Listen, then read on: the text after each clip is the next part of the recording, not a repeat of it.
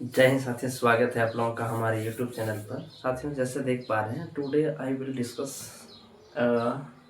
Important topic. जैसे आज का टॉपिक है मेंसुरेशन 2D फार्मूला, यानी कि जितना भी सारा मेंसुरेशन का फार्मूला है 2D का, वो आज हम लोग चर्चा करेंगे।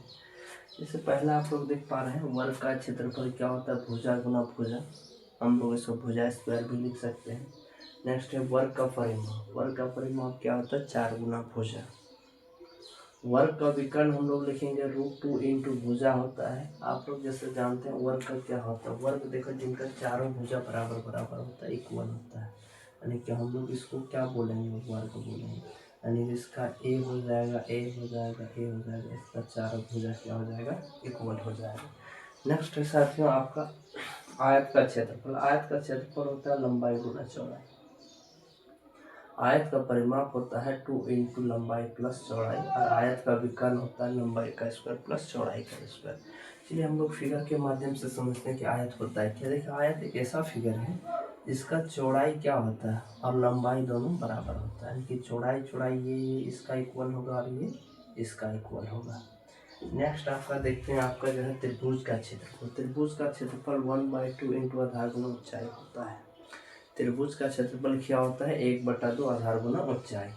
त्रिभुज का एक और क्षेत्रफल होता है, वो होता है S, S minus A, S minus B, S minus C.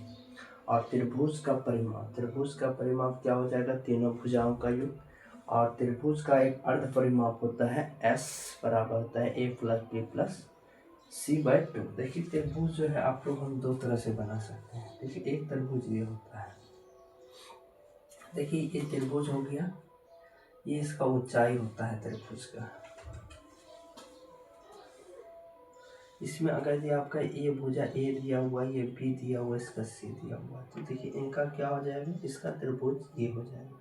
और यही आपका आधार, यानी कि ये आपका यहाँ से यहाँ पर कुछ लेंथ दिया हुआ है और ये आपका दिया हुआ है, ये हाइट आपका दिया हुआ था। आप ये फार्मूला का यूज करेंगे। नेक्स्ट त्रिभुज का परिमाप तीनों भुजाओं का योग। अगर यदि ए बी सी दिया है, कोई बात नहीं, नहीं दिया है तो आप नेक्स्ट प्रोसेस को दोहराएंगे।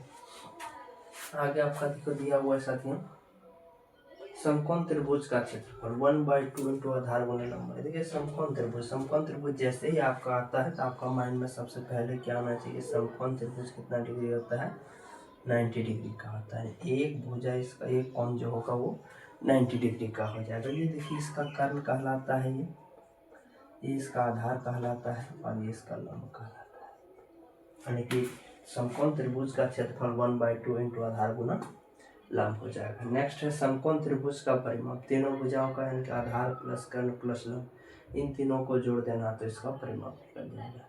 समकोण त्रिभुज की ऊंचाई, यानी कि देखिए हमको ए निकालना है, क्या करेंगे, कर्ण स्क्वायर में माइनस आधार का स्क्वायर कर देंगे, ये जो पाइथागोरस प्रमेय है। नेक्स्ट है समबाहु त्रिभुज का क्षेत्रफल। समबाहु त्रिभुज का क्षेत्रफल, समबाहु मतलब क्या, सब भुजा बराबर बराबर। देखिए यहाँ आपका बनाते हैं समबाहु त्रिभुज। देखिए ये त्रिभुज जो है ये भी बराबर है, ये भी बराबर है, ये भी बराबर है, और इसका जो ये बीच वाला भाग होगा वो क्या, इसका ऊंचाई हो जाएगा।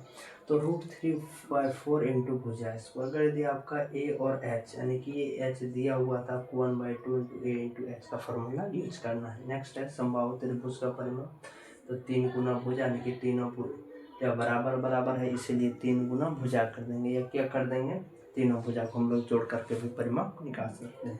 तो साथियों आज का जो हम लोगों का मोटा मोटी जो टॉपिक था 2 डायमेंशन का, वो आज हम लोग 15 फार्मूला किए हैं। अगर ये आप लोगों को पसंद आता है जरूर लाइक शेयर कीजिए। नेक्स्ट जो है हम अगले जो फार्मूले बचे हैं 2D का और 3D का, हम अगले पार्ट में करेंगे। आज के लिए इतना ही। पसंद आए तो जरूर लाइक शेयर कीजिए, और इस चैनल पर नए तो चैनल को भी सब्सक्राइब करिए। जय हिंद, धन्यवाद।